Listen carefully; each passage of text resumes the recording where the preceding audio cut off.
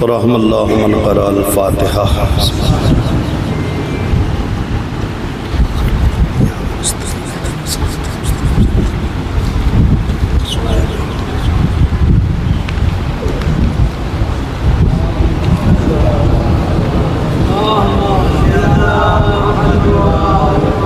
آپ حضرات سلطمار سے کہ ایک مرتبہ سورہ الحمد 3 مرتبہ سورہ توحید کی تلاوت فرما کر مرحوم اظہر علی ابن زامن علی، مرحوم افتخار حسین ابن اعجاز حسین، مرحوم چند علی ابن مرحوم اظہر علی کی روح کو ایصال فرما۔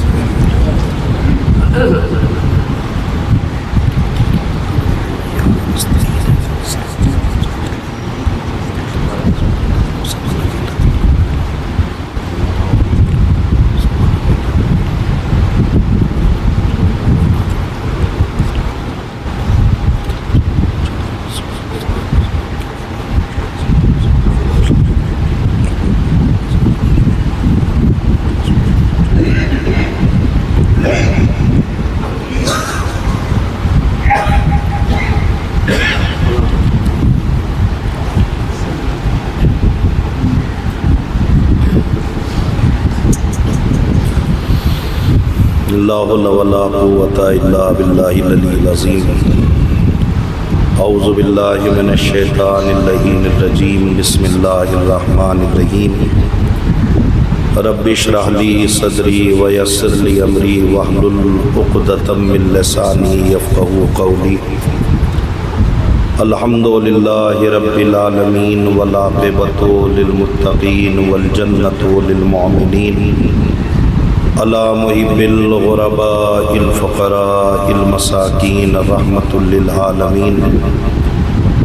رسول الثقلین امام الحرمین جد الحسن والحسین، صاحب قاب و قوسین امامہ مشارق و مغارب، وبدن الصابر ولسان الذاکر وقلب الشاکر والامہات الطواہر، الذین لیذھبا عنکم الرجس اہل البیت ویطہرکم تطہیرا۔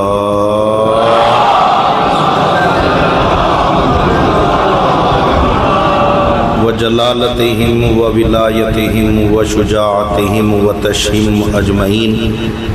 فاتح باب خیبر، قاتل مرحب و انتر، شافع یوم محشر و مالک حوض کوثر، طالب علی کل طالب، غالب کل غالب، علی ابن ابی طالب۔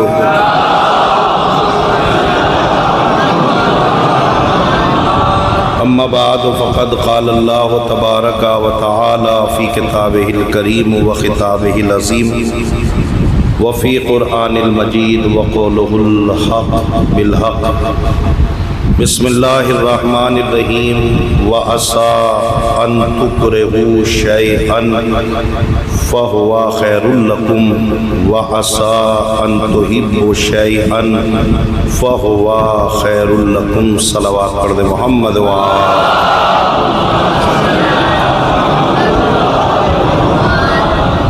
بزرگان عزیز، برادران ملت، ظاہر مجلس اعزا جو کہ بنام مجلس چہلم اور برائی سال ثواب منعقد کی گئی ہے، عنوان کلام کے طور پر جس گرامی آیات کو آپ کے سامنے پیش کیا گیا ہے اس کا مختصر سا ترجمہ ان لفظوں میں کیا جا سکتا ہے کہ وَعَسَىٰ أَن تُكْرِهُ شَيْئًا فَهُوَ خَيْرٌ لَكُمْ۔ ہو سکتا ہے کوئی چیز تمہیں بری لگ رہی ہو مگر وہی چیز تمہارے لیے خیر بن جائے۔ وَعَسَىٰ أَن تُحِبُّوا شَيْئًا فَهُوَ شَرٌّ لَكُمْ۔ اور ہو سکتا ہے کوئی چیز تمہیں پیاری لگ رہی ہو، بھلی لگ رہی ہو، اچھی لگ رہی ہو، وہ چیز تمہارے لیے شر بن جائے۔ ظاہر ہے کہ یہ آج کے ایصال ثواب کے حوالے سے بھی آیت بہتر ہے اور حالات حاضرہ کے اعتبار سے بھی یہ آیت کریمہ بہتر ہے، چونکہ پروردگار عالم اس آیت کریمہ میں بندوں کو اس بات کی طرف متوجہ کر رہا ہے کہ جو چیز تم دیکھ رہے ہو اور جس چیز کو دیکھ کر تم نے فیصلہ کیا ہے کہ یہ چیز ہمارے لیے اچھی ہے یا بری ہے، تو ضروری نہیں ہے کہ ہر دکھنے والی اچھی چیز تمہارے لیے اچھی ہی ہو، اور اس کا برعکس، اور ایسا بھی نہیں ہے کہ ہر بری چیز لگنے والی چیز تمہارے لیے بری ہی ہو۔ تو ظاہر ہے کہ ہم حالات کو دیکھ کر اس کے نتیجے تک پہنچتے ہیں، چونکہ ہماری نگاہیں اس واقعے کو دیکھتی ہیں۔ مثلا ایک حادثہ ہمارے سامنے رونما ہوا، ہم نے اس حادثے کو دیکھ کر نتیجہ نکالا کہ نتیجہ خیر ہے یا شر ہے۔ مثلا کسی کے گھر میں موت ہو گئی، ہم نے فوراً نتیجہ نکال لیا کہ یہ موت صحیح تھی یا غلط تھی۔ حالانکہ یاد رکھیے گا، لباس موت سب کو پہننا ہے، کوئی اس سے انکار نہیں کر سکتا۔ ہم سے پہلے والے نہ رہے، ہم نہ رہیں گے، اور جب ہم نہ رہے تو آنے والے بھی نہ رہیں گے۔ ہر ایک کو لباس موت پہن کے اس دنیا سے وقتاً فوقتاً جانا ہے، لیکن انسان سامنے کو دیکھ کر، حادثے کو دیکھ کر انسان نتیجہ نکالتا ہے کہ یہ چیز صحیح ہے یا غلط ہے۔ حالانکہ یہ جو نتیجہ نکال رہا ہے کہ جس کو حضرت انسان کہا جاتا ہے، یہ سوچ رہا ہے کہ دولت ہمارے پاس ہے، اولاد ہمارے پاس ہے، جسم ہمارے پاس ہے، شہرت ہمارے پاس ہے، عہدہ ہمارے پاس ہے۔ انسان کی مجبوری یہ ہے کہ انسان ان سب چیزوں کو اپنی زندگی سمجھ بیٹھا۔ کاش بات پہنچ جائے۔ انسان کی مجبوری یہ ہے کہ انسان ان سب چیزوں کو اپنی زندگی سمجھ بیٹھا۔ جس اولاد کو آپ لیے بیٹھے ہیں، یہ آپ سے کس نے بتا دیا کہ آپ اس کے مالک ہیں؟ کاش بات پہنچ جائے میرے۔ آپ کو یہ کس نے بتا دیا کہ یہ جو اولاد ہے، کہ جس کو بچہ یا بچی یا لڑکا یا لڑکی یا نعمت اولاد سے نوازا جا رہا ہے، آپ کو، آپ یہ سوچ رہے ہیں کہ آپ اس کے مالک ہیں؟ نہیں، ایسا نہیں ہے۔ اس کا حقیقی مالک وہی پروردگار ہے جو ہمارا مالک ہے۔ میرے عزیزو، کاش بات پہنچ جائے۔ اور میرے عزیزو، ایک جملہ شاید یہاں سے میں آگے لے جاؤں، یقین جان لیجئے، جب انسان خود اپنے جسم کا مالک نہیں ہے تو اپنی اولاد کا مالک کیسے ہوگا؟ انسان حادثے کو دیکھ کر یا سامنے والے ہونے والے ماحول کو دیکھ کر جو ہے وہ نتیجہ نکالتا ہے۔ حالانکہ اگر مصیبت آ جائے تو بھی لوگ اسی پروردگار سے لگانی چاہیے، اگر اللہ انعامات سے نوازے تو بھی اسی سے لو لگانی چاہیے، اس لیے کہ مصیبتیں بھی وہی دینے والا ہے، مصیبتوں سے نکالنے والا بھی وہی پروردگار ہے۔ لہذا انسان کو امیدوں سے وابستہ ہونا چاہیے۔ لیکن میری تقریر جو ہے وہ یہاں تک پہنچی کہ ہو سکتا ہے کہ کوئی سامنے کی چیز ہمیں یہ لگ رہی ہو کہ یہ چیز ہمارے لیے غلط ہے، لیکن وہی چیز ہمارے لیے خیر بن جائے، اور کوئی چیز ہمارے لیے جو ہے وہ بری لگ رہی ہو مگر وہی چیز ہمارے لیے خیر بن جائے۔ ابھی میں آپ کو تھوڑا سا آگے لے چلتا ہوں۔ مثلا بس جلدی جو ہے وہ، چونکہ مجھے وقت اذان بھی معلوم ہے، لہذا میں چاہتا ہوں جلدی بات پہنچا کے اپنے وقت کو سمیٹ لے جاؤں۔ یاد رکھیے گا، مثلا جس ایصال ثواب کی مجلس سے یہ جملہ بھی جو ہے وہ مرحوم کی روح کو پہنچ جائے، یاد رکھیے گا۔ آپ بتلائیے، مرنے والا اس دنیا سے گیا تو جیسے ہی مرنے والے کے جسم سے روح نکلی، ویسے ہی اسے دفنانا یہ آپ کی ضرورت تھی یا نہیں؟ مجلس ختم کر رہا ہوں، توجہ چاہ رہا ہوں۔ مرنے والے کو دفنانا یہ آپ کی ضرورت تھی یا نہیں تھی؟ محبت تقاضا کر رہی تھی کہ اسے اپنے سے الگ نہ کیا جائے، مگر ضرورت زندگی تقاضا کر رہی تھی کہ اسے اپنے سے جدا کیا جائے، آج بات پہنچ جائے، لہذا اسے دفنایا جائے۔ توجہ میری طرف دیکھیے، اسے دفنایا جائے، توجہ اسے دفنایا جائے، اور صرف دفنانا یہ تمہاری ضرورت نہیں ہے بلکہ مرنے والے کی بھی ضرورت ہے۔ کاش بات پہنچا، یہ تمہاری ضرورت نہیں ہے بلکہ یہ مرنے والے کی بھی ضرورت ہے۔ اور جب بات دفنانے کی آ گئی تو اسلام نے حکم دیا تم اسے مٹی کے حوالے کرو۔ اے میرے پروردگار، اسے اپنے سے الگ ہی تو کرنا ہے، اپنی دنیا سے دوسری دنیا ہی میں تو بھیجنا ہے، چاہے اسے آگ کے حوالے کر دو تو بھی دور ہو جائے گا، اسے پانی کے حوالے کر دو تو بھی الگ ہو جائے گا، اسے ہوا کے حوالے کر دو تو بھی الگ ہو جائے گا۔ کیوں کہا جا رہا ہے اسے دفناؤ؟ کہا اصل میں معاملہ یہ ہے، میں تمہیں اس لیے حکم دے رہا ہوں کہ اسے دفناؤ، اس لیے کہ میں نہیں چاہتا کہ مرنے والے کے جسم کی بے حرمتی ہو۔ میں نے بہت بڑا جملہ کہا ہے، مجھے جملے کی اجرت چاہیے۔ میں نہیں چاہتا کہ مرنے والے کے جسم کی بے حرمتی کرو۔ اگر اسے آگ کے حوالے کرو گے جسم کی بے حرمتی ہوگی، اگر اسے پانی کے حوالے کرو گے اس کے جسم کی بے حرمتی ہوگی، اگر اسے ہوا کے حوالے کرو گے اس کی جسم کی بے حرمتی ہوگی۔ میں نہیں برداشت کرتا کہ مرنے والے کی بے حرمتی ہو جائے۔ اب تو آواز سے آواز ملا کے بولیے، وہ پروردگار جو اپنے مرنے والے کی بے حرمتی برداشت نہ کرے، وہ پروردگار اپنے زندہ انسان کی بے حرمتی، صلوات پڑھے محمد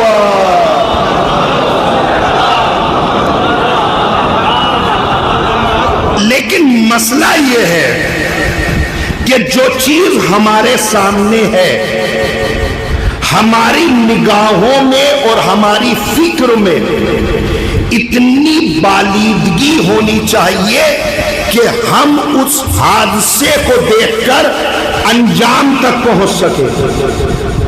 یہ ایک فکری بات ہے، کسی چیز کو سامنے دیکھ کر ہم اس کے نتیجے تک پہنچے۔ ذہن میں اتنی بالیدگی اور فکر میں جو ہے وہ اتنی جو ہے وہ سوجھ بوجھ ہونی چاہیے کہ انسان نتیجہ صحیح نکال سکے۔ ہم اور آپ کیسے نتیجہ نکالتے؟ معاف کیجئے گا، میں آ گیا اپنے مرحلے پہ۔ ہمارے اور آپ کے نتیجہ جب ہم اور آپ نکالتے اپنا تو کتنی آسانی سے نکالتے ہیں۔ یہ دیکھیے کڑوا سچ ہے جو ہمیں سننا پڑے گا، اور ہم پڑھتے بھی ہیں، چونکہ میں امام جمعہ ہوں، مجھے ڈر کسی بات کا نہیں، لہذا یاد رکھیے گا یہ جملہ۔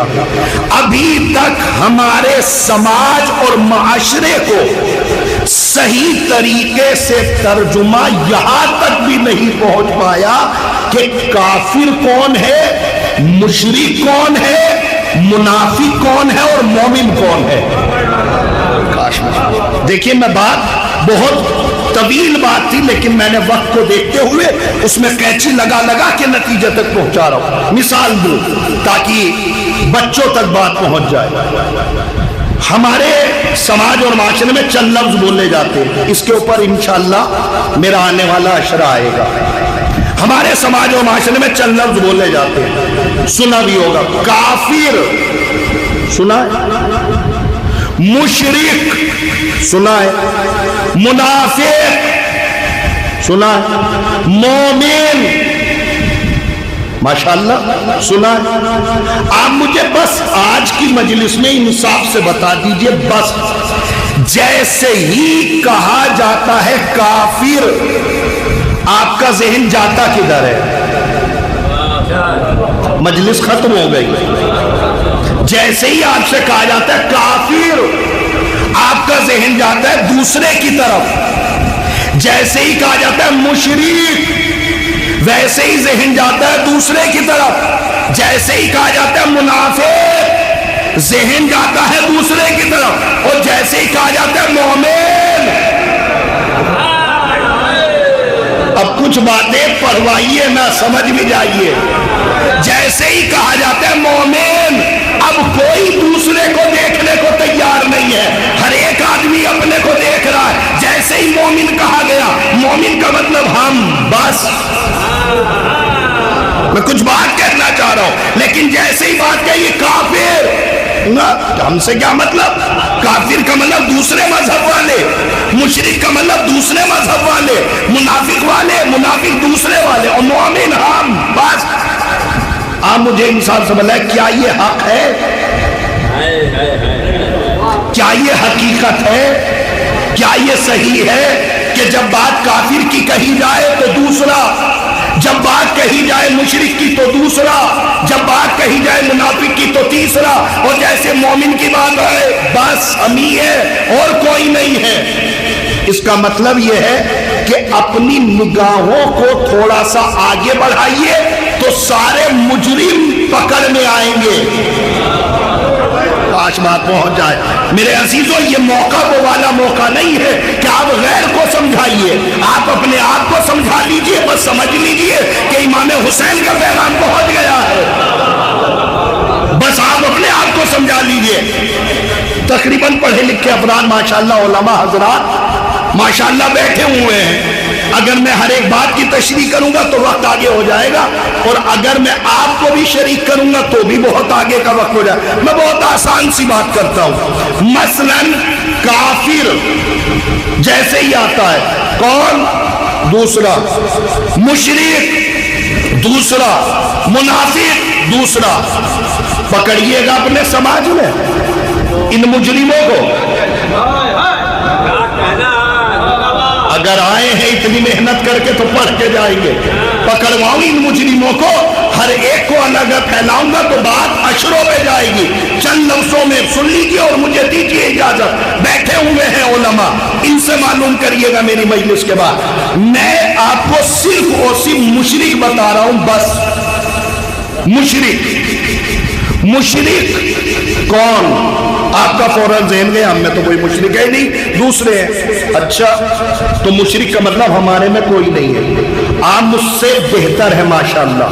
میں اپنی بات کر رہا ہوں، اپنے میں ثابت کرنا چاہتا ہوں، توجہ، آپ تو مجھ سے بہتر ہے۔ مشرک، میں امام جمعہ ہوں، امام جماعت بھی ہوں، میں نماز پڑھاتا ہوں، کان لگا کے سنیے گا، میں امام جمعہ ہوں اور امام جماعت ہے۔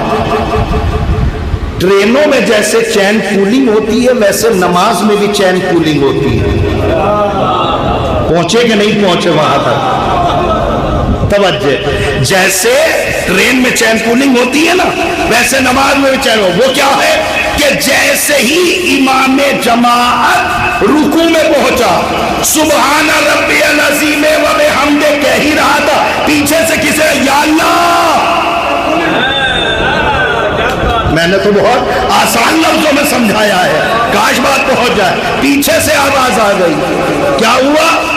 چین پولنگ ہو گئی۔ رک جائیے، قبلہ بیٹھے ہوئے معلوم کریے گا، جیسے ہی پیچھے سے آواز آئی، اب پیش امام کے لیے حکم ہے رکو۔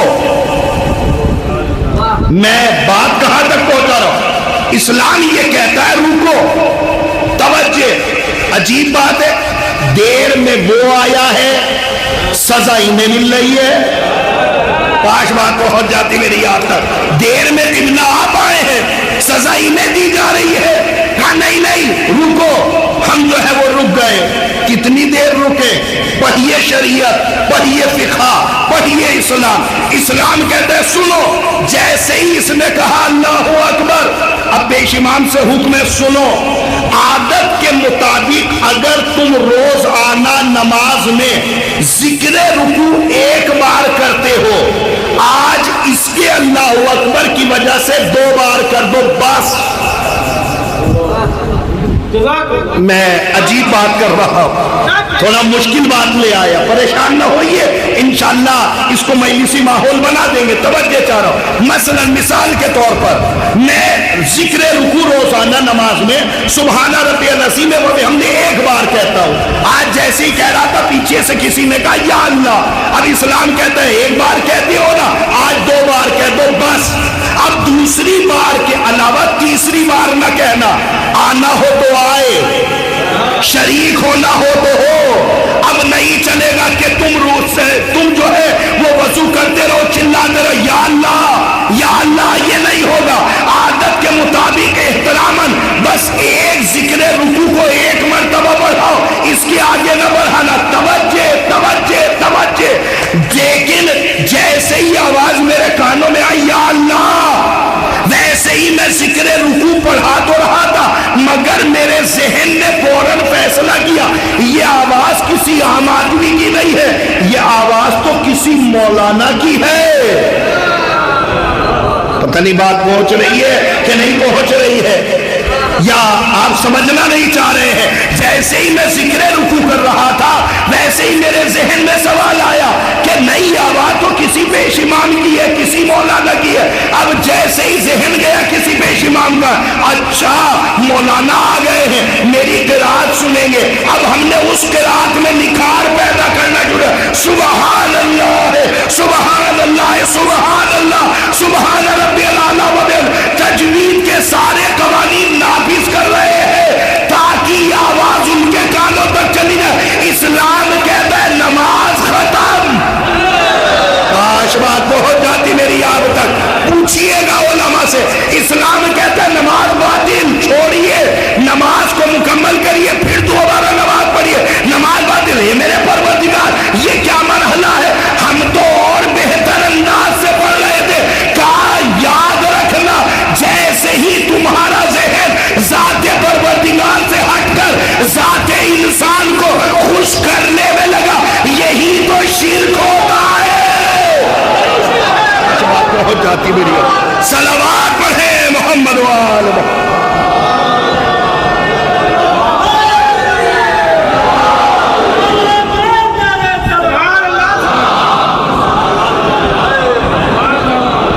یاد رکھنا میرے عزیزوں، بس بات ختم کرو، کہا خبردار یہی تو شرک ہوتا ہے۔ اب آپ بولے نہ بولے فرق نہیں پڑتا، شرک میں نے کیا ہے تو مشرک کون ہوا؟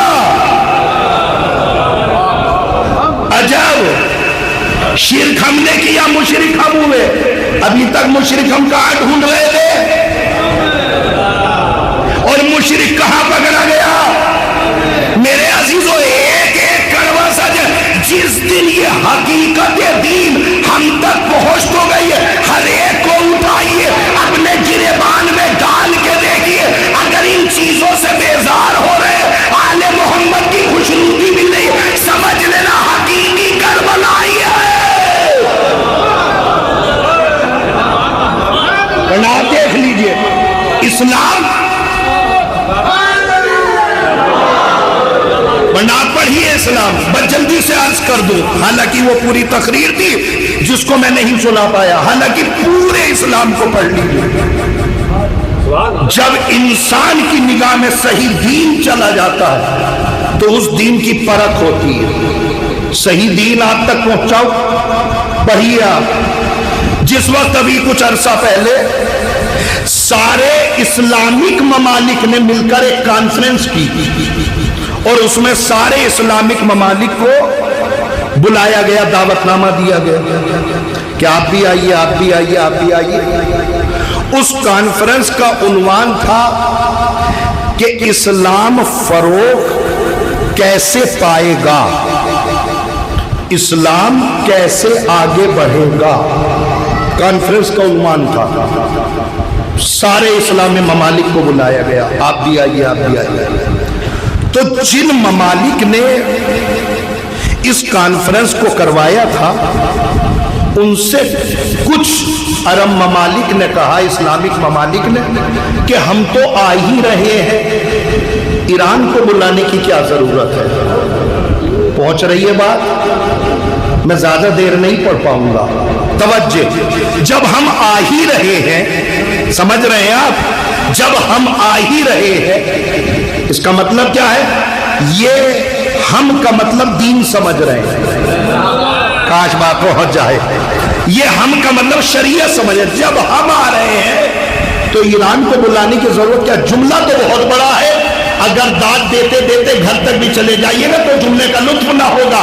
جب ہم آ رہے ہیں تو ان کو بلانے کی کیا ضرورت ہے؟ کانفرنس کے سارے ممبران نے مل کے کہا کہ اگر شیر نہ آیا تو گیدڑوں کی ضرورت کیا ہے؟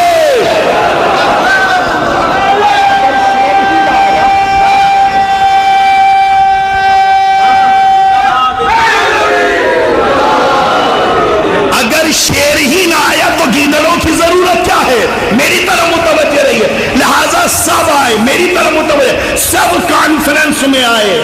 عنوان کیا ہے؟ اسلام کو فروغ کیسے ملے، اسلام کیسے آگے بڑھے۔ ہر اسلامی ملک کھڑا ہوا، تقریر کر کے چلا گیا۔ کوئی داڑھی پہ تقریر کر کے چلا، اسلام فروغ کیسے ملے گا، وہ داڑھی پہ تقریر کر کے چلے گئے۔ قلب صادق صاحب کا جملہ، اللہ مرحوم کو کروٹ کروٹ جنت نصیب کرے۔ قلب صادق صاحب کہتے تھے آج تک مذہب ملت کا ہمیں یہی مسئلہ نہیں سمجھ میں آیا کہ اسلام میں داڑھی ہے یا داڑھی میں اسلام ہے۔ ایک صاحب کھڑے ہوئے کانفرنس میں، انہوں نے کاجل کے اوپر پوری تقریر کری، چلے گئے۔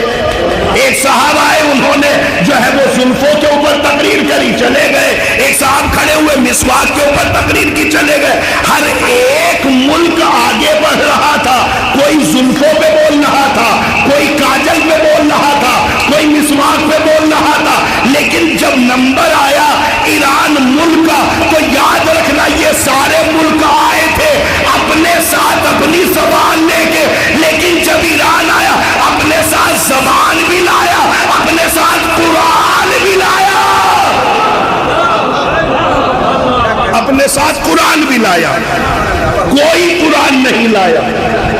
اسلامی یہ ایران کا جو مکمل طریقے سے بھیجا ہوا سفیر تھا، وہ قرآن مجید لے کے آگے بڑھے، اور جیسے قرآن مجید لے کے کھڑے ہوئے، انہوں نے بڑا عجیب جملہ کہا۔ انہوں نے کہا کہ اسلام کو فروغ نہیں مل رہا ہے مگر مسلمان آبادی کو فروغ مل رہا ہے۔ تنی بات پہنچی ہے کہ نہیں پہنچی ہے میری؟ توجہ رہا، اسلام تو آگے نہیں بڑھ رہا ہے مگر مسلمان آبادی ضرور آگے بڑھ رہی ہے۔ اسلام آگے بڑھے یا نہ بڑھے مگر مسلمان آبادی دن بہ دن بڑھ رہی ہے۔ ایک صاحب کھڑے ہو کے کہنے لگے آپ ہی بتا دیجئے نا کہ اسلام کیسے آگے بڑھے گا۔ آنے والے سفیر نے کہا ایک چیز ہے، اگر اس پہ ہماری طرح عمل کر لو اسلام آگے بڑھ جائے گا۔ کیا مطلب؟ کون سی چیز ایسی ہے کہ جس کے اوپر عمل کر لیا جائے؟ کہا وہ چیز ہمارے پاس بھی ہے، تمہارے پاس بھی ہے، مگر تمہاری مجبوری یہ ہے کہ تم اس پہ عمل نہیں کرتے، ہم عمل کرتے ہیں۔ کہا وہ کون سی چیز ہے جو ہمارے پاس ہے، ہم اس پہ عمل نہیں کرتے؟ اگر عمل کر لے تو اسلام آگے بڑھ جائے گا۔ آنے والے سفیر نے کہا وہ لفظ ہے اللہ اکبر۔ آج بات پہنچ جاتی میری۔ میں نے بہت بڑا جملہ کہا ہے، اس جملے کو آواز سے آواز ملا کے بولیے گا۔ وہ لفظ ہے لفظ اللہ اکبر۔ تم کہتے تو اللہ کو بڑھاؤ مگر درجہ اصغر کبھی نہیں دیتے۔ تم کہتے تو اللہ کو بڑھاؤ مگر درجہ اصغر کبھی نہیں دیتے۔ باہر کھڑے ہوتے ہو یہ بڑے ہیں، یہ بڑے ہیں، یہ بڑے ہیں، یہ بڑے ہیں، مگر جب ہم کھڑے ہوتے تو جس کو ہم نے بڑا کہہ دیا اب اس سے بڑا کوئی نہیں ہے، چاہے امریکہ ہو چاہے اسرائیل ہو۔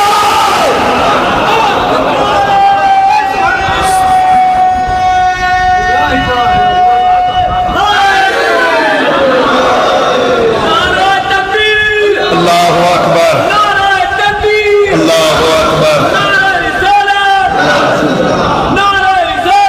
یا رسول اللہ۔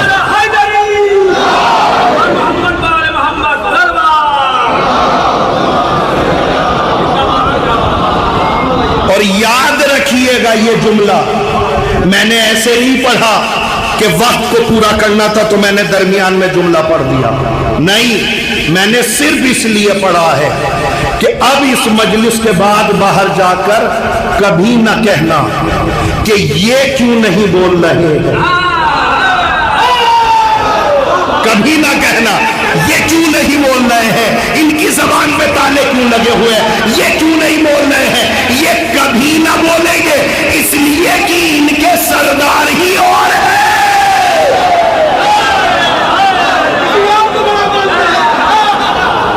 میرے عزیزوں یاد رکھیے گا، لہذا یہ جملہ یاد ہے، کبھی نہ کہیے گا یہ نہیں بول رہے ہیں، یہ نہیں بول رہے ہیں، یہ نہیں بول رہے ہیں، یہ نہ بولیں گے، یہ نہ بولیں گے، اس اس لیے نہیں بولیں گے، اس لیے کہ ان کے پاس اللہ اکبر پہنچا ہے،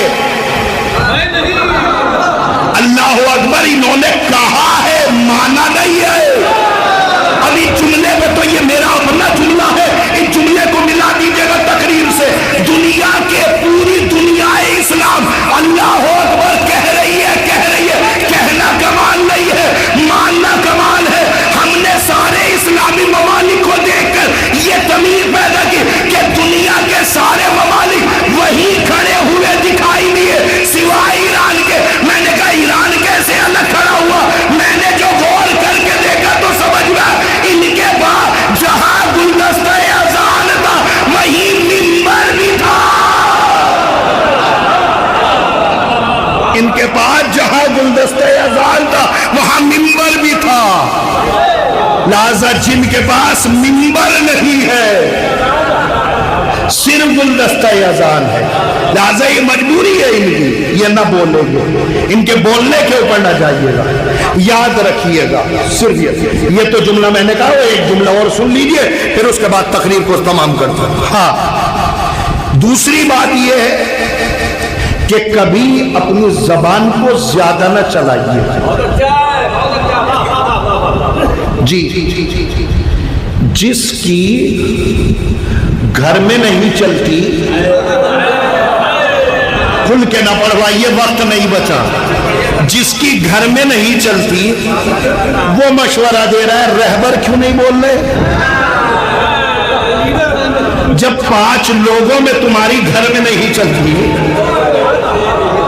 لہذا زبان نہ چلائے، آپ اپنے گھر کے مالک و مختار ہو، آپ اپنے گھر کو چلائیے بس، زیادہ آگے جو ہے وہ قدم نہ بڑھائے، یہ کیوں نہیں بول رہے، یہ کیا کریں گے، انہوں نے تو یہ کہا تھا، انہوں نے تو یہ کہا تھا، یہ ایک مصلحت ہے۔ جیسا کہ میں نے ابھی تقریر کے آغاز میں کہا تھا کہ ہوتی کوئی چیز کچھ ہے، ہمیں دکھائی کچھ اور دیتی، لہذا چیز کے ہونے سے انجام تک نہ پہنچا جائے، اور اگر انجام تک پہنچا جائے تو فکر میں اتنی بالیدگی ہونی چاہیے کہ انسان نتیجہ صحیح نکال لے۔ لہذا میرے عزیزو یاد رکھیے گا، جیسے ہی یہ ساری اصطلاحات ہمارے سماج و معاشرے میں بولی جاتی ہے، ہر ایک آدمی دوسرے کی طرح، لیکن جیسے ہی آتا ہے مومن، اب کوئی مومن نہیں ہے، اب ہم ہی ہیں بس مومن، بس۔ اگر بیچارہ پڑوسی کو بھی کہہ دو نا مومن تو بھڑک جاتے ہیں، اور آپ کسی سے کہیے لگ رہا ہے مومن نہیں ہے، تعلقات خراب کر لے گا، لڑنے کے لیے تیار ہو جائے گا، شادی بیاہ میں نہ پوچھے گا انہوں نے ہمیں غیر مومن کہا، ہم اگر مومن نہیں ہے تو کون مومن ہے؟ مسئلہ یہ ہے، بس ختم کر رہا ہوں، زیادہ نہ پھیلاؤں گا، بس آخری جملہ یاد رکھیے گا، یہ جو مومن ہے نا، یہ ابھی تک ایک کنویں میں لفظ بولا جا رہا ہے، معذرت کے ساتھ۔ کیسے؟ آپ ہمیں مومن کہیے، ہم آپ کو مومن کہیں گے، بہت آسان ہے۔ آپ ہمیں حاجی کہیے، ہم آپ کو حاجی کہیں گے، آپ کی طرف نہ جاؤں اپنی طرف آ جاؤں۔ آپ ہمیں آیت اللہ لکھوائیے پوسٹر میں، ہم آپ کو آیت اللہ لکھوا دیں گے۔ آپ ہمیں علامہ لکھوائیے پوسٹر میں، ہم آپ کو علامہ بنا دیں گے، بلو یہ کہ علامہ الف سے ہو، لیکن بن جائیں گے علامہ۔ ہوتا ہے کہ نہیں ہوتا؟ تو یہ ایک ماحول چل رہا ہے۔ آپ ہمیں آیت اللہ کہیے، ہم آپ کو آیت اللہ کہیں گے، آپ ہمیں مومن کہیے اور ہم آپ کو مومن کہیں۔ میری پوری تقریر بھول جانا، بس یہ جو جملہ پڑھنے جا رہا ہوں نا، یہ جملہ نہ سمجھنا، تمہارے گلے کا تعویذ ہے، اس کو گلے میں ڈال کے گھر تک چلے جانا۔ یہ مومن ہے کون؟ سمت ابن جوزی میں ہمارے چھٹے امام جعفر صادق علیہ السلام، امام سے پوچھا گیا مولا مومن کسے کہتے ہیں؟ امام نے فرمایا، نوجوانوں سننا، امام فرماتے المؤمنون یشبہون بالنحل، مومن شہد کی مکھی کی طرح ہے۔ اب کھل کے نہ پڑھوائیے گا، مومن شہد کی مکھی کی طرح ہے۔ کا جملہ ہے، میرا جملہ نہیں ہے، امام کا جملہ ہے۔ مومن شہد کی مکھی کی طرح ہے، یہ امام کا جملہ ہے۔ ہمارا مومن کون سا ہے؟ آپ نہ بولیے، میں بولنے دیتا ہوں۔ ہمارے یہاں کا مومن کون ہے؟ بیچارہ، جو کچھ نہ کرتا ہو، نہ ادھر کا نہ ادھر کا، نہ صحیح کو صحیح کہتا ہو، نہ غلط کو غلط کہتا ہو، جو ادھر بھی ملتا ہو ادھر بھی ملتا ہو، اسے کہا جاتا ہے یہ بیچارے۔ یاد رکھیے گا، ہمارے سماج میں مومن کسے کہتے ہیں؟ جو بیچارہ ہو۔ مگر امام نے کیا فرمایا؟ المومنون یشبہون بالنہل، مومن بالکل شہد کی مکھی کی طرح ہے۔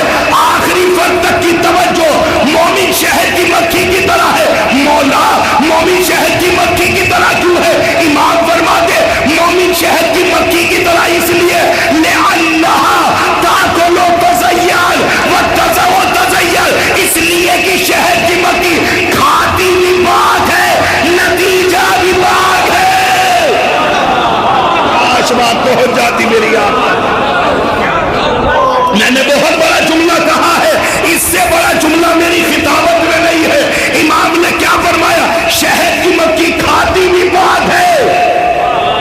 نہیں نہیں نہیں، یہ کوئی جملہ تھوڑی ہے، یہ تو سکہ رائے جملہ ہے، ہر دور میں چلے گا۔ گلے کا تعلیم بنا کے پہن لینا، مومن شہد کی مکھی کی طرح ہے، اس لیے کہ شہد کی مکھی کھاتی بھی بات ہے۔ میری طرف دیکھیے، کھاتی بھی بات ہے، نتیجہ بھی بات ہے۔ جس کو دنیا شہد کہتی ہے اور قرآن کو شہد شفا کہہ رہا ہے۔ المؤمنون یشبہون بالنحل، مومن شہد کی مکھی کی طرح ہے، لأنہا تاکل وتزین وتزین، کھاتی بھی پاک ہے، نتیجہ بھی پاک ہے۔ اب کوئی میری تقریر کا ترجمہ یہ نہ نکال لے کہ مولانا کھل کے پڑھتے ہیں، جب بدعمالی کھل کے ہوگی تبلیغ بھی کھل کے ہوگی۔ لأنہا تاکل وتزین وتزین، میری طرف دیکھیں، کھاتی بھی پاک ہے، نتیجہ بھی پاک ہے، کھاتی بھی پاک ہے، نتیجہ بھی پاک ہے، کھاتی بھی پاک ہے، نتیجہ بھی پاک ہے۔ اب کسی مولوی کی کلائی پکڑ کے یہ نہ کہنا مولانا صاحب ایسی دعا بتا دیجئے ہمارا بچہ غلط نہ بولے۔ صلوات پڑھے محمد وآلہ۔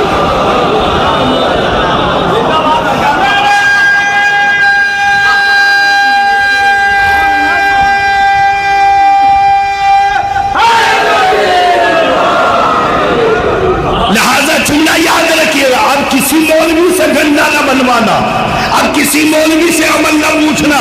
ہمارا بچہ غلط سوسائٹی میں بیٹھنے لگا، ہمارا بچہ ہمارا کہنا نہیں مانتا، ہمارا بچہ ہمارے ماں باپ کی بد احترامی کرتا ہے، ارے یہ تو امام نے فرما دیا، کھاؤ گے بات تو نتیجہ بھی بات ہوگا۔ نہیں، یہ جملہ شاید یا تو میں پہنچا نہیں پایا یا آپ سمجھنا نہیں چاہتے۔ میں نے جملہ بہت بڑا کہا ہے، مجھے جملے کی اجرت چاہیے، کھاتا بھی پاک ہو، نتیجہ بھی پاک ہو۔ سناؤ، احسن المقال میں ایک جملہ لکھا ہوا ہے، علماء پہنچ جائیں گے وہاں تک، بس آپ کو ہلکا سا اشارہ دے رہا ہوں چونکہ وقت اذان ہو گیا۔ ابو الاسود دوئمی کی بچی 3 سال کی، ابو الاسود دوئمی کی بچی 3 سال کی، امیر شام نے بہترین حلوہ بنا کر بھیجا ابو الاسود دوئمی کے گھر، ایسا قیمتی حلوہ جو عرب کے بڑے بڑے زمینداروں اور رئیسوں کو نصیب نہ ہو، اتنا قیمتی حلوہ امیر شام نے ابو الاسود دوئمی کے گھر پہ بھیجا۔ ابو الاسود دوئمی اس وقت گھر پہ نہ تھے، ابو الاسود دوئمی کی 3 سالہ بچی آگے بڑھی، آگے بڑھنے کے بعد حلوے کا لقمہ بنایا، چاہتی ہے کہ منہ میں رکھے، ابو الاسود دوئمی آگے، جملہ کا بچی کھانا چاہتی ہو کھا لو، مگر اس بات کا خیال رکھ لینا اگر یہ لقمہ تمہارے دہن تک پہنچ گیا رخصت ہو جائے گی۔ پتہ نہیں بات پہنچی ہے کہ نہیں پہنچی ہے؟ اگر یہ لقمہ تمہارے دہن تک پہنچ گیا محبت علی رخصت ہو جائے گی۔ نہیں، میں نے جس اعتماد کے ساتھ جملہ کہا ہے اس جملے کی اجرت چاہیے۔ ابو الاسود دوئلی نے اپنی بچی سے کہا، کتابوں میں لکھا ہوا ہے اس دن ابو الاسود دوئلی کے گھر میں فاقے کا دوسرا دن تھا۔ کریے یہاں پہ بات ہے، جرت ہمت بہت آسان ہے بند کنویں میں اور بند سراہی میں بولنا، اعلان بولو گے نا تو کلیجہ منہ کو آ جائے گا۔ بہت مشکل ہے ایک دوسرے کو مومن کہلانا، لیکن جب مومن کے دائرے میں انسان ڈھلتا ہے تو ایک مشکل مرحلے سے گزرتا ہے۔ میرے عزیزو، ابو الاسود دوئلی کے گھر میں فاقے کا دوسرا دن ہے۔ ابو الاسود دوئلی اپنی بچی سے کہتے ہیں، بیٹی کھا تو رہی ہو مگر محبت علی رخصت ہو جائے گی، مجھے ابو الاسود دوئلی پہ نہیں پڑھنا، مجھے تو اس بچی پہ پڑھنا ہے۔ تاریخ کہتی ہے ابو الاسود دوئلی نے وہ جو لقمہ لے رکھا تھا ان کی بچی نے زمین پر دے مار کے کہا، اور دے مار کے کہا کیا چاہتا ہے؟ ایک لقمے کے چکر میں محبت علی کا سودا کر لو۔ ایک لقمے کے چکر، ایک لقمے کے عوض میں محبت علی تجھے دے دے۔ یہ کون ہے؟ یہ وہ ہیں کہ جن کی تربیت پاک ہوئی ہے۔ لِأَنَّهَا تَأْكُلُ تَزَيَّعًا وَتَزَوْتَزُ، کھاتی بھی پاک ہے نتیجہ بھی پاک ہے، اور جب کھاتی بھی پاک ہے نتیجہ بھی پاک ہوتا ہے تو پھر قرآن آگے بڑھ کے ایک جملہ کہتا ہے کہ فَتَمَنَّوُا الْمَوْتَ إِن كُنتُمْ صَادِقِينَ، اگر تم سچے ہو تو موت کی تمنا کرو۔ یاد رکھیے گا، وہاں تک جملہ نہیں پہنچتا ہے لیکن ترجمہ کرے دے رہا ہوں کہ جب انسان کھائے گا پاک تو اس کا سب سے پہلا اثر یہ ہوگا کہ جس زبان سے حلال کھایا جاتا ہے وہ زبان کبھی جھوٹ نہیں بولتی۔ بات نہیں پہنچ پائی وہاں تک، پھر کسی موقع پہ آئیں گے بتلائیں گے۔ انسان حرام غذاؤں سے دور رہے، زبان پہ صداقت آتی ہے، اور جب زبان پہ صداقت آتی ہے تو قرآن اپنا لباس اڑھاتا ہے۔ فَتَمَنَّوُا الْمَوْتَ إِن كُنتُمْ صَادِقِينَ، اگر تم سچے ہو تو موت کی تمنا کرو۔ کیسی تمنا؟ کیسے موت کی تمنا ہوتی ہے؟ دور نہ جائیے، حالات حاضرہ ہی کا جملہ لے لیجئے۔ آقائے حسن نصر اللہ، ان کی آپ کوئی بھی بیان اٹھا کے دیکھیے،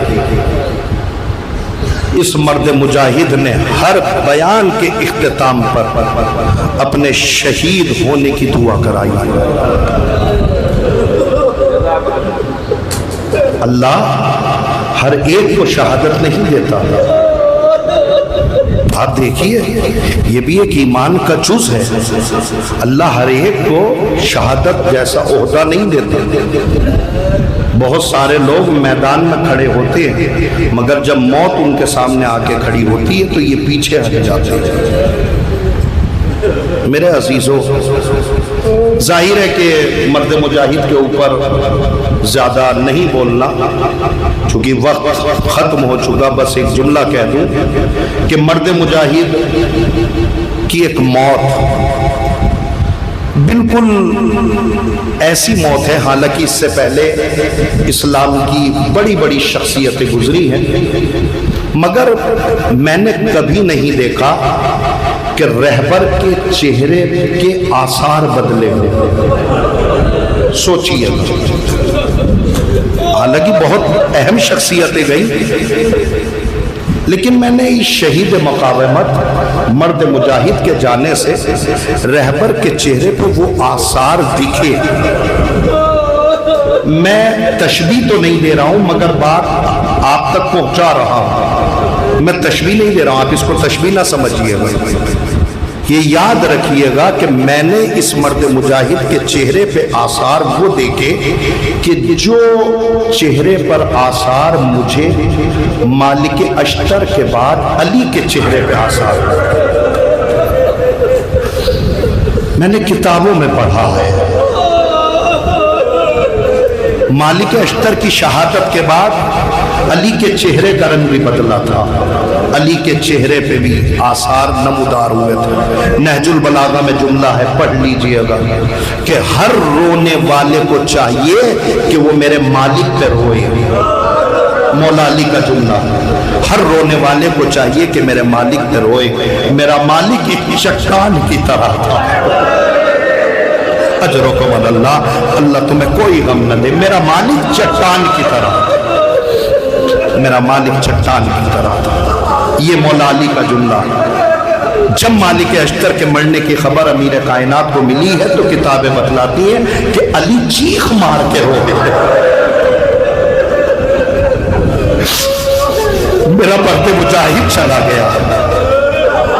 یہی جملہ تو ہے مولا کائنات کا، نہج البلاغہ کا، کہ اگر مجھے ایک مالک اشتر کے علاوہ دو مالک اشتر اور مل جاتے مجھے دنیا میں کسی دوسرے کی ضرورت ہے۔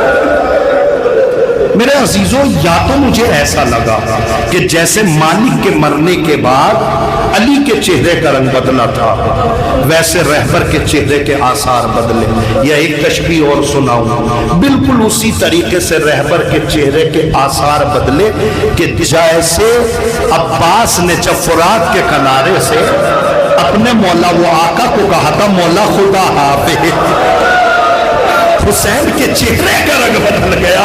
حسین اٹھنا چاہتے تھے، اٹھ نہ پائے۔ حسین نے ایک جملہ کہا، الآن انکسر ظہری آخی، اے میرے بھائی میری کمر ٹوٹ گئی۔ اجرکم اللہ، اللہ آپ کو کوئی غم نہ دے سوائے غم سلطان کربلا کے۔ اگر رونا نہ آیا کرے سروں کو نیچے کر لیا کرو، سر کو نہڑا لیا کرو اور دل کھول کے رویا کرو۔ اللہ جانے اگلی مجلس نصیب ہو یا نہ ہو، اگلا گریہ نصیب ہو یا نہ نصیب ہو۔ میرے عزیزوں، روایت کے جملے ہیں کہ جب عباس بابا نے فرات کے کنارے سے اپنے مولا و آقا کو سلام کیا ہے نا، حسین سے اٹھا نہ گیا۔ حسین اپنی کمر پکڑ کر کھڑے ہونا چاہتے تھے، حسین سے کھڑا نہ ہوا گیا۔ حسین جملہ کہتے ہیں، بھائی تیرے مرنے سے میری کمر ٹوٹ گئی۔ حمید ابن مسلم کہتے ہیں جب حسین سے چلا نہ گیا، حسین کوہلیوں اور گھٹنیوں کے بعد چلتے جاتے تھے اور آواز عباس آواز دو۔ اللہ آپ کو کوئی غم نہ دے سوائے غم سلطان کرو۔ اللہ اکبر، آپ بہت روئے، آپ نے دل کھول کے گریہ کیا۔ اللہ مرحوم کو غریب رحمت کرے۔ میں ایک جملہ پڑھنا چاہتا ہوں، وہ جملہ سن لیجئے۔ جب حسین کے چہرے کا رنگ بدلا تو حسین نے ایک جملہ کہا، یہ جملہ عموماً میں سمجھانا چاہتا ہوں، ہاں رک جائیے۔ امام نے جملہ کہا، الآن انکسر ظہری۔ اس جملے کو مسائب میں پڑھا جاتا ہے تو لوگ اس کو سمجھ نہیں پاتے۔ حسین کا جملہ پڑھیں، الآن انکسر ظہری اخی۔ ترجمہ کرو، عباس اب میری کمر ٹوٹ گئی، اب روئیے، معرفت کے ساتھ روئیے۔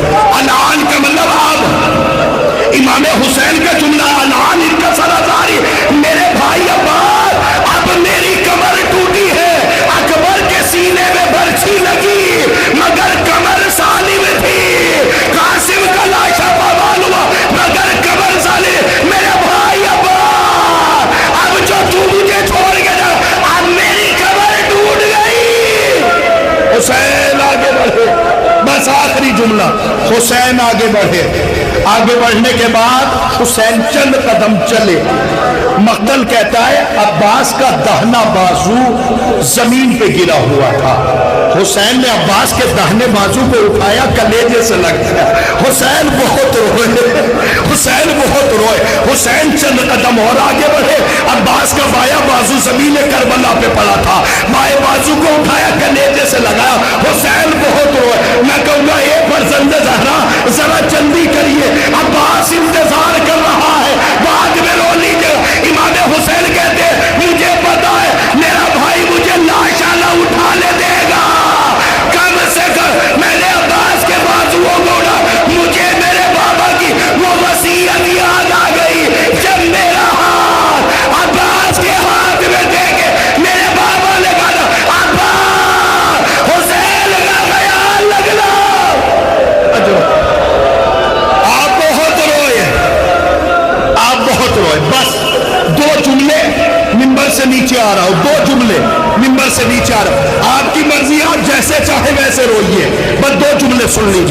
حسین عباس کے لاشے پہ پہنچے، حسین عباس کے لاشے، پورا مقتل چھوڑ لاؤ۔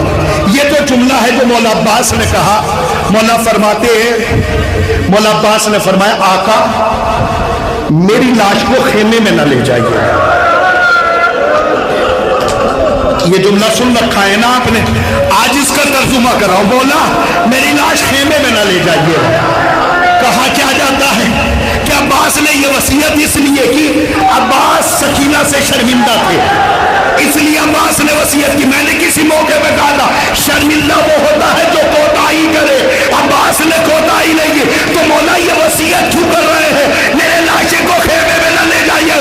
عباس کہتے ہیں سنو میرا لاشا خیمے میں اس لیے نہ لے جائیے، اس لیے کہ 32 سال کے جوان کو اٹھانے کے لیے کمر کا صحیح ہونا ضروری ہے۔ مجھے پتا ہے میری شہادت کے بعد میرے بھائی کی قبر ٹوٹ جائے گی، میرا بھائی میرا لاش آگے دوڑا۔ اجرکم اللہ، آپ بہت روئے، بس آخری جملہ، ممبر سے نیچے آ رہا ہوں، بس آخری جملہ پڑھ لینے دی، بس ایک جملہ، بس آپ بہت روئے۔ روایت کہتی ہے کہ جب میں نے مرد مجاہد کی شہادت کو پڑھا اور آپ نے مجھ سے بہتر پڑھا، تو تاریخ کہتی ہے کہ آقا حسن نصر اللہ نے جس دن اس دنیا کو خدا حافظ کہا، اس دن آقا نصر اللہ کے ساتھ ان کی بیٹی بھی شہید ہو گئی۔ میں نے پڑھ دیا، جیسے چاہے ویسے روئیے گا۔ یہ بات صحیح ہے کہ نہیں ہے؟ آقا حسن نصر اللہ کے ساتھ ان کی بیٹی بھی شہید ہو گئی، ان کی بیٹی بھی چلی گئی، لیکن جب میں نے ان کی شہادت کو پڑھا تو ایک نتیجہ نکلا، مارے دونوں گئے، بیٹی بھی ماری گئی، باپ بھی مارا گیا، مگر میں نے دیکھا نہ بیٹی نے باپ کو مرتے دیکھا، نہ باپ نے بیٹی کو مرتے دیکھا۔ اے آقا حسن نصر اللہ ذرا میدان کربلا میں آئیے، حسین سوا ہو رہے ہیں، سکینہ کھڑی دیکھ رہی ہے، آواز دے رہی ہے، اے بابا۔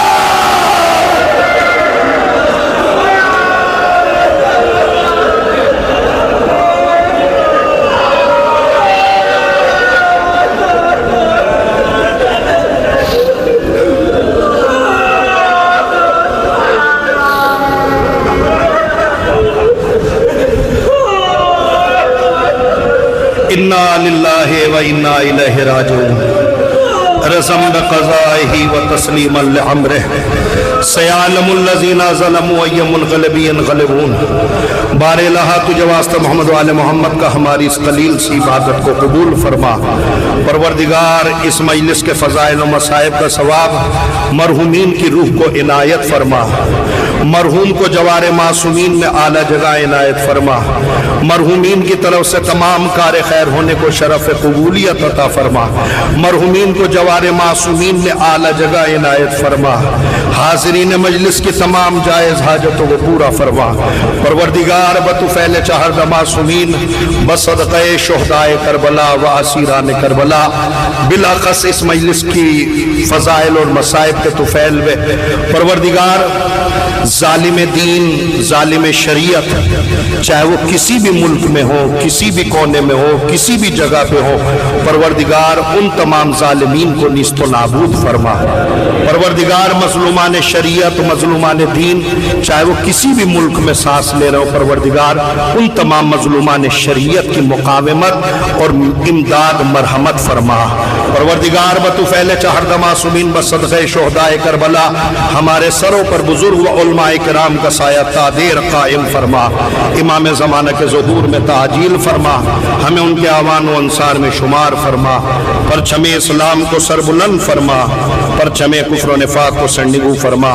آپ حضرات سے التماس ہے کہ ایک مرتبہ سورہ الحمد، 3 مرتبہ سورہ توحید کی تلاوت فرما کر مرحوم اظہر علی بن زامن علی، مرحوم افتخار حسین ابن اعجاز حسین، مرحوم چندے علی ابن مرحوم اظہر علی کی روح کو ایصال فرمائے۔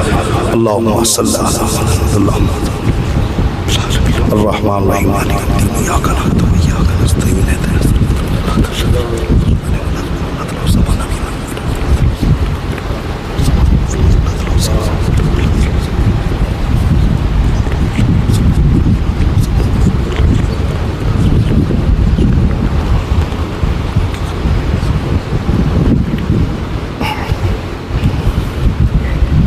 ان سوروں کا ثواب اور اس مجلس حاضہ کا ثواب چاردہ معصومین علیہ الصلوۃ والسلام کی خدمت عالیہ میں پیش کیا۔